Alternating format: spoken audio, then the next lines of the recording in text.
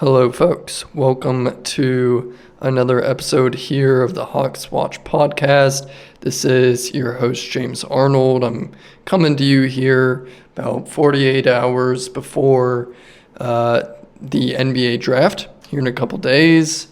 The Hawks have the 13th and 22nd pick in this year's draft, and so today I'm going to be doing a bit of a final draft primer to get ready for the picks, give my final thoughts on who the Hawks should be looking at, who I'd be more happy with them picking, and maybe some who I would be a little less happy with them picking. Although I want to preface all of this, all of these guys are young, talented basketball players. Just because I'm unhappy with who they pick doesn't mean you're happy or unhappy with who they pick doesn't mean they're going to be a good or bad player or not a good selection. It's just what I'm seeing currently with the data that I have, which is really, all anyone can do. And it's an inexact science. I'm by no means an expert scout or anything like that, but I have paid pretty close attention to, all of the draft talk, watch film of some of these guys that I hear about and I like. I'm like, okay, I want to go check them out. So I'm just going to give my thoughts here, and hopefully you guys enjoy. Without further ado, let's play the music here.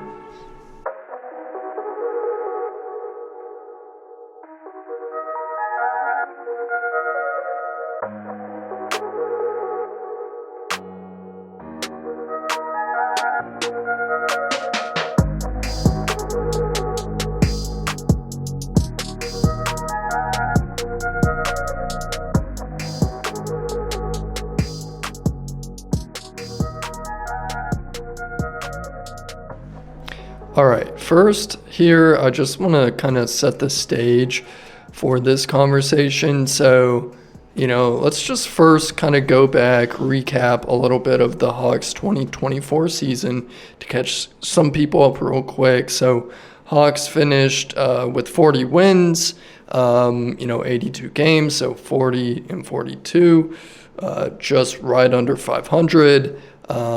The average age of the starting five, Onyeka, Jalen Johnson, Dyson Daniels, Zachary Risache, and Trae Young, which is their core, starting five that they plan to go with, moving forward, at least for now. The average age of that starting five is 22.6. So very, very young. They have a lot of internal growth and development ahead of a lot of those guys. So likely, just that starting five is, you would expect it to get, maybe a little better next season already without even adding any additional players to that or anything. Honestly, they probably would have made the playoffs if Jalen did not get injured. So, that's a pretty good starting point. Some of the strengths this team has is defensive versatility, even though they are, lacking a bit in depth. When Jalen went down, they don't have another guy that can provide the size and physicality, rim pressure at the four. They traded DeAndre, who really didn't have those things either. He did have the size, I guess, at 6'8", but then they had Niang, who's of course an older, slower, less athletic, backup power forward type. He had to play a lot of minutes, and then they were relying on guys like Terrence Mann, Zachary Risache. Zach is tall, but he's 19. He's not too big and bulky. So, just lacking in depth and in size there. like some of the biggest needs I think is just like more combo forwards, size, physicality. The Hawks, another one of their strengths was transition offense as a place they excel. Of course, they have Trae Young, elite playmaker, in my opinion, top one or two passers in the league. Even though, they do lack a secondary and tertiary initiator, which we'll kind of get here to in a second. So moving on to the weaknesses, again, depth at the forward and center positions, just need size and physicality in the interior. They have some guys that are good at that, but again, just depth there is an issue. Also shooting, Bogey did not perform well this year, and they really didn't have any other guys that could play and shoot. Now, of course, they acquired Niang, who's a great shooter, at the deadline, and he's likely to be on the team next year unless he's used as matching salary in some sort of trade. But other than that, and Trae Young, which, Trae shoots a high volume of threes, yes, but that's kind of your point. It's a given that he's a good shooter, but it's not like you need shooting around him, if that makes sense. I think you guys know what I'm saying. And again, secondary, tertiary initiation, the only other guy that they really had that was, a playmaker, good, decent passer, could break the paint, kick it out, is Caris LeVert. V. Krejci has a little bit of that in him, but, not a player you can play much more than 15 minutes a night, which, again, good in his role, but not like a guy you want out there ideally playing 25 plus minutes a night, probably. So, that's kind of where the roster's at, without going, too crazy in depth in it. Just going to move on here real quick to transition to a front office perspective. So, Ansi Saleh is the new general manager of the Hawks after they fired Landry Fields at the end of the season. He had his first media availability earlier today, in which, to be honest, he did not say much. But of course he got asked about a draft and, a bunch of questions there. He says his draft philosophy is to just pick the best player available always. Not taking into account fit as much, just, pick the best talent out there. And I do agree with that. So that's kind of the mindset, the very little that we have on the mindset of the front office going into the draft. He did mention as well that the Hawks have optionality several times, kind of hinting at the possibility of trading up in the draft, even though I really don't feel like that's a likely outcome. I would rather, honestly, I'd rather just take two swings at the picks. This class is kind of a flat draft in that, there's so many guys in here that are quality. So a lot of the guys that they're looking at 13 might be there at 22. So kind of overlaps, and there's so many guys to look at for this class. I'd rather just have two swings because no one's really a surefire thing. But there's a lot of, talented players. So that's how I'm thinking about it. That's a little bit about how the front office is thinking about it. We'll get into, let's just start first with the 13th pick in the draft. So I'm going to go over some players that I'd like, some that I, maybe wouldn't like as much, but are being considered in that range by the consensus. So, let's get into that. All right, folks. So let's go to pick 13. So I'm gonna give you guys a bunch of prospects, just list them off, then I'll kind of go through their draft profiles, what I think of them. I'll also give a best case scenario in my opinion. Again, I want to preface, look, there's a lot of guys that could go, right? So there's going to be a lot of names here, bear with me. I'll try to make it as concise as I can, but again, there's a lot of guys. So, all right, the guys in the range of pick 13, Carter Bryant, potentially Derek Queen if he falls, Cedric Coward, Thomas Sorber, Colin Murray-Boyles, Noah Asenge, Egor Demon, and Kasparas Yakuchonis. So those are, 7, 8, 9 guys or something there that all could realistically go at 13. There's probably even more guys that, could potentially go there, but I feel like this is 90+% chance one of these guys is probably going to go there. My best case scenario from those guys is Colin Murray-Boyles. So if you listen to my podcast episode a couple weeks back, this may have changed. I can't remember exactly what I said, but I've done, a lot more listening and watching, reading about the draft, going through profiles, watching more of these players. And I truly believe Colin Murray-Boyles is, at the very, very minimum, a top 10 player in this class. And honestly, I on my board, I have him above Derek Queen, who, if Derek Queen fell, pretty much 99% of people in the draft were like, okay, if he fell to 13, you take him. But I have Colin Murray-Boyles ahead of him. I think he's just, no questions asked, top 10 guy.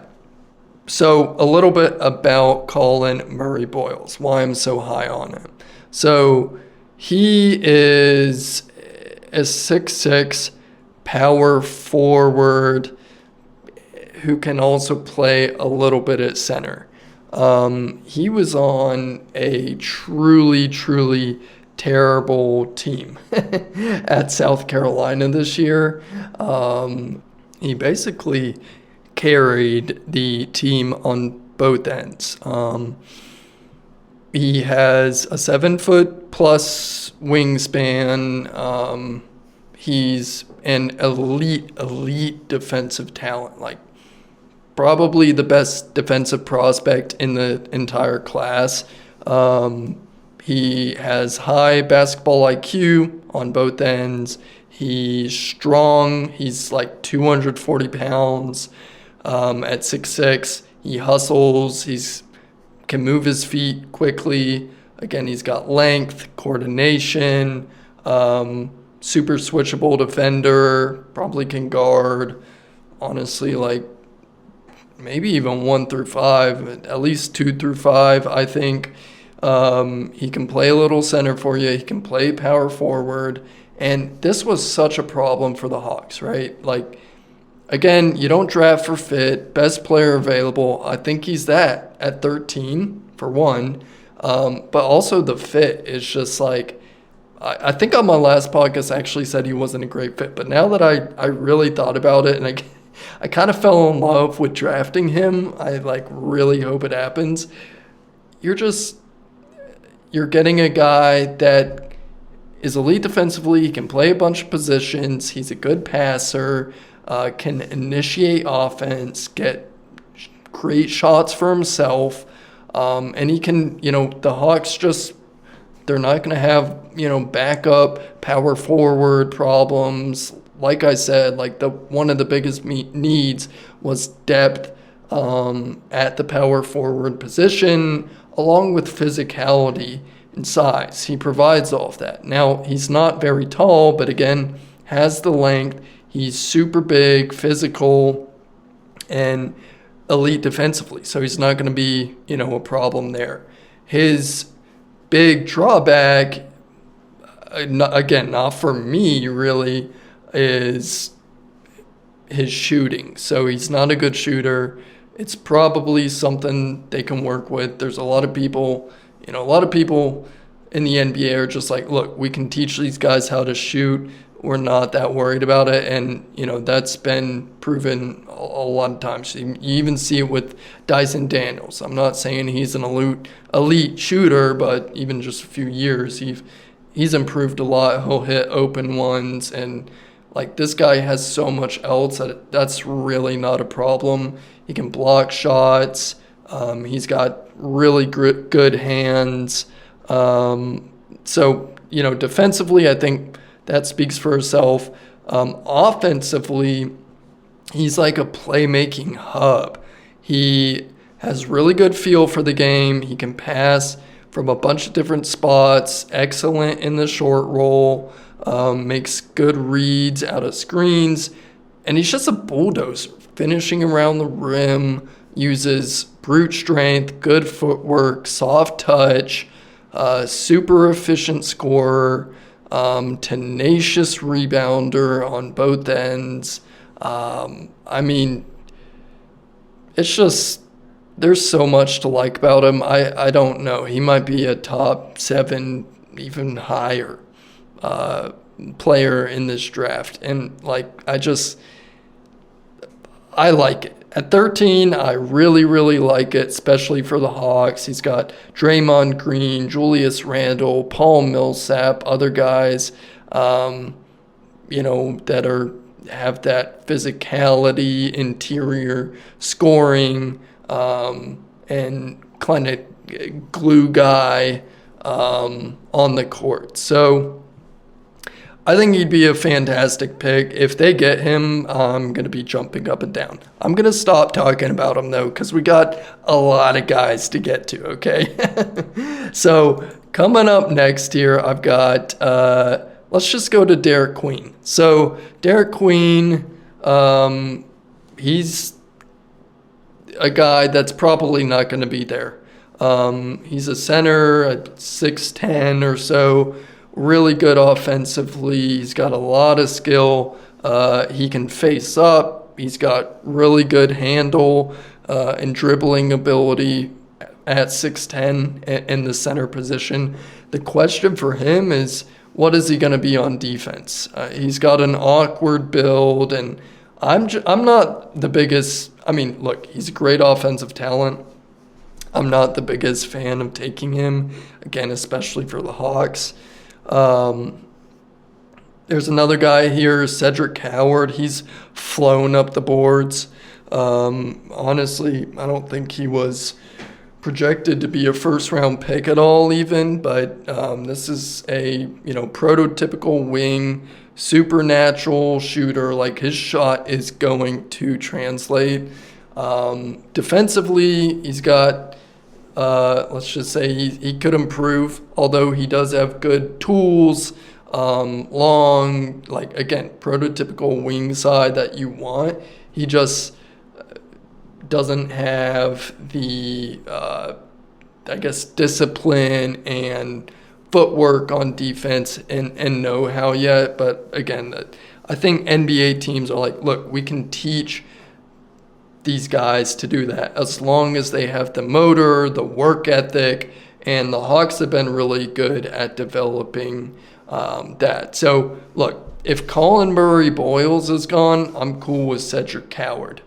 I'm also good with Carter Bryant, who I talked, I think, most about last time. 6'9". Shot it went in at the college level. It's not like he's an elite shooter, but that's got to be workable. Really athletic, good defensively. He'd be a really good combo forward to add to the mix. Again, if Colin Murray-Boyles in there, that's a good guy to take, to slot in as some depth at the power forward position. just to give, again, more physicality and size. I think he's going to be a good player for a long time in the league. Thomas Sorber, he's another center. Honestly, other than Maluwak, who is not going to make it to 13, I think Thomas Sorber is my favorite center. I don't think he's... Derek Queen has a higher variability of where he's going to go, in my opinion. Like, he's got high upside. If the defense can get there, he's going to be really good. And as long as his body is workable and okay. Like, I don't know. An 82-game season is really tough on the body. I don't think he's had injury concerns, but I don't know. That's a question I've got. Thomas Sorber, super good processor on both ends. He's about 6'9". He's got a 9'2" standing reach, I believe. So, pretty good size at center, even though it's not like what all these Hawks fans want, the 7-footer that can shoot threes. They don't mention he probably gets paid $40 million a year if he can do all that and block shots, but I'll leave that there. Thomas Sorber, at the very minimum, I think he's going to be a very good backup, if not a consistent, good starting center. Again, on both ends, he's got good processing on both ends, offensively, defensively. It's a question of, okay, what scheme can he run defensively? There's some questions there, but he'd be a fine pick at 13 as well. Another guy he's probably not going to be there, but Noah Asenge. For the Hawks, I'm actually a little lower. Asenge, he does have a lot of talent. He's 18 years old. I believe he's 6'11". It's almost like I don't want to compare him to Giannis because that's going to hype him up too much. But like Giannis as a prospect, maybe, where he's raw, thin, tall. He's got some skill, but you don't know how it's going to pan out, and he's 18. I think NBA teams are really high on him, actually, long term. It's just for the Hawks, I'm like, we're kind of we're on that win now. We're trying to win sooner rather than later. Let's just say that, okay?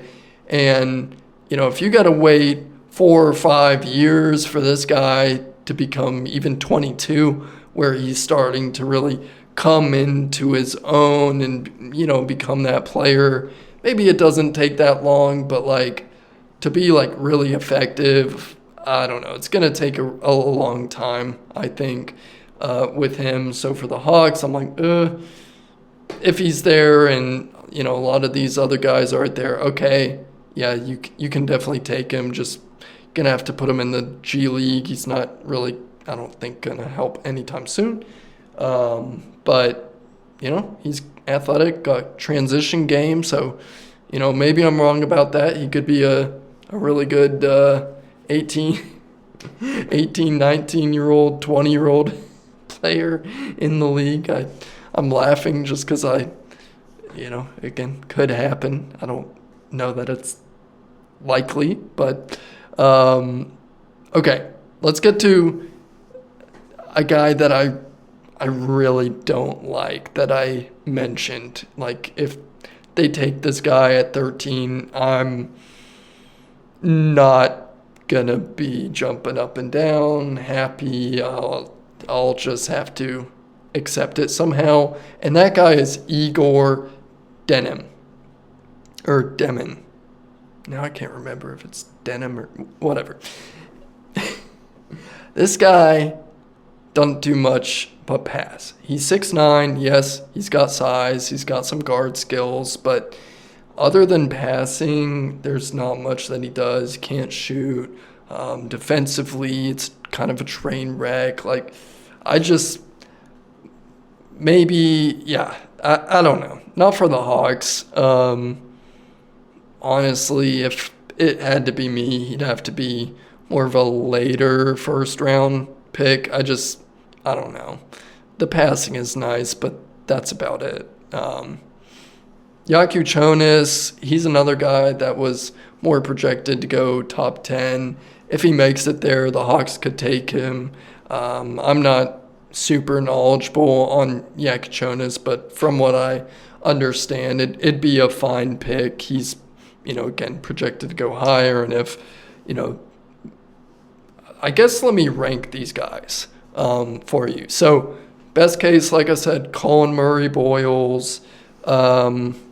I'd kind of have Cedric Coward and Carter Bryant next, maybe, along with Derek Queen, I guess. And then I'd be taking Sorber, Asenge, then Yaku Chonis, then last Igor Denim. I can't remember. I really can't. But yeah, that's how I list the guys that I mentioned here. Again, I think 90% chance it's going to be one of those guys.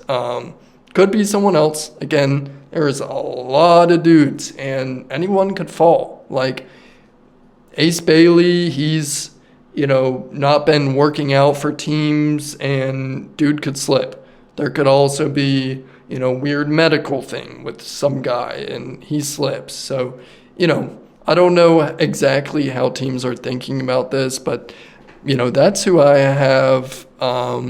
Seems most likely at pick 13. That's who I like and don't like. So, there you go. I'll stop on pick 13. I know throwing a lot of names at you guys, so hopefully you're following. Let's go to pick 22.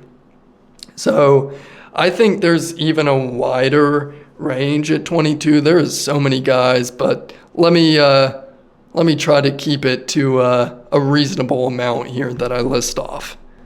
Okay, so listing off the guys that I've got here at 22, I've got Kalkbrenner, Beringer, Asa Newell, Walter Clayton Jr., Neat Clifford, Rasheer Fleming, and Jace Richardson. Again, I promise you, I tried to narrow it down to who I think is going to be 90% selected there. There's actually a couple of these guys could be selected at 13, namely, or even higher, or before 22 probably. Jace Richardson, Beringer has been projected at 13 a lot. But okay, let's just start at the top here with a couple centers because a lot of Hawks fans, again, want a center for this team. It's understandable. We're going to need to do something at that position after likely losing Clint Capella here, which, again, probably is time. And so Kalkbrenner, he is a 7'1" big who, he's got some good touch around the rim. Obviously, he's got size at 7'1". He's a good shot blocker, kind of your classic big. Now, he's not super athletic. He's not fast. He's a good screener, just really big center. He'll catch some lobs and provide rim protection, kind of your standard big man. Obviously, can't really, stretch, go out to the perimeter, I guess I should say, and defend guys. But he's also not really a shooter. I guess he could develop that. I don't know that that's really projectable, but that's Kalkbrenner. I'd be perfectly happy with him at 22 as kind of a backup center prospect, and think in the future he could be more than that. Could be a solid starting center in the league. So not like a star or anything, but just solid center. Baron Shea, super young guy, 18 years old, 6'11", super skinny, and he gets Clint Capella comparisons a lot, super fast. He's a project, again, so for the Hawks, he can't play anytime soon. It's going to take at least a couple of years. I'm not that in on him at 22 or 13. Honestly, at those picks, it's not bad. It's just for the Hawks, it's got to wait too long for this guy. And I don't know that they want to do that or should want to. Asa Newell went to Georgia. I'm really not a big fan of his. I guess he could be like a John Collins type, I guess, at best, is what I'm thinking. I'm not huge on Asa Newell. I know, sorry, UGA fans, but just not seeing it. Walter Clayton Jr. from Florida, he's, obviously elite shooter. He's a good player. For the Hawks, I guess if you want to add a shooter and there's not some of these other guys, at that point, you could take him. He is a good player, for sure. A little small and not really a good processor and passer on offense. So, yeah, I wouldn't love him for the Hawks, especially. Nick Clifford, though. I'm just going to wait a little bit. I'll talk about Nick Clifford. Rasheer Fleming's another guy that could go there. Jace Richardson, he's a guy that I feel like he could go anywhere from 10 to 30. Like, he's a really good player. He was a good defender, good offensive player. He did really well. Forced himself into playing time as a freshman, high pedigree guy. He's just small. And, with Trae Young on your team, that's tough. Don't know that he can play with Trae. He's 6'1" on a good day. And, that's sometimes the limitation of having a 6'1" point guard like Trae as your main building block for the team. It has a lot of pros, but, there are cons like that. I don't know if they're going to take Jace. Of course, like I said at the beginning here, Ansi Soleil said, we take best player available. So if he's the best player available and Ansi really, really believes that, maybe he will select them. I think it might be a little unlikely, but at 22, super reasonable. Like, I would be more than happy and okay with that selection. At 13 for the Hawks, other teams maybe, but not for the Hawks, in my opinion. Let's talk about Nick Clifford, because I think that and maybe Rasheer Fleming is my best case scenario at 22, and then I'll give an honorable mention to Kalkbrenner. I do like that idea. But, okay, let's go to Nick Clifford. Again, he's my best case scenario, I think, probably at this time for pick 22. He's, here's another wing type guy. A do-it-all, versatile wing. He's a little bit older for the class, which probably just means he's a little more ready to go right now and maybe doesn't have as high an upside. But I think he's a really, really good player. And at 22, I think you can't go wrong with it. He's a two-way player, which is super important for, wings in today's NBA. Strong on-ball defender, can guard multiple positions, probably 1 through 3. Good footwork, 6'8" wingspan. I don't know if I mentioned, but he's about 6'6". Very good rebounder for his size. Crashes the glass consistently. I mean, he's got an all-around game and just a real impact winning player. I think he would be a fantastic selection at 22. He's even got some playmaking that he's shown as a decision maker, secondary ball handler, can make passes, smart reads. He's an efficient scorer. He can, shoot the three at a decent clip. I believe shot 38% this year from three. He's 23-year-old guy. He's ready to go. A matured prospect who could start to contribute now. And I think he's ready to go and would be a fantastic addition to this team. Just add more depth. And, everybody needs these wings that can kind of do it all. So I think he's a really, really good player and maybe a little undervalued in this draft. I would really, really like taking Nick Clifford at 2022. That's my best case. Another guy I do like is Rasheer Fleming. So I'll be quick here so we can get out of here, but a little bit about Rasheer Fleming. Power forward. He's listed at 6'9". Got a very nice 7'5" wingspan. He's a disruptive defender. His wingspan allows him to get a lot of blocks and steals. Very good rebounder. He can, spot up, shoot. He has a high motor. He's a good finisher around the rim.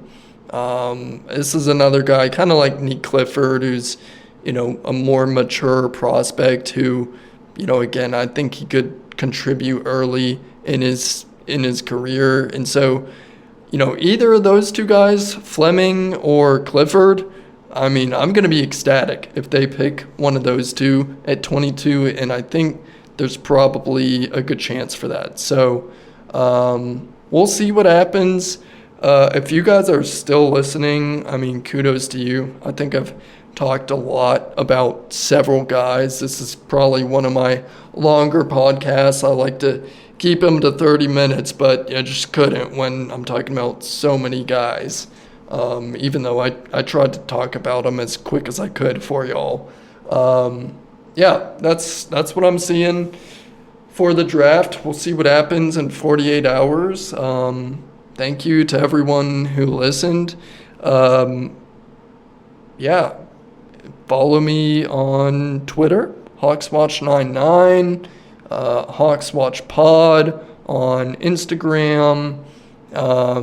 Give me a follow, keep up with the podcast, tell your friends about it, if you enjoy it, and if you know any Hawks fans or anything, or even just anyone who, likes basketball and wants to, stay up with the Hawks every once in a while, just let them know.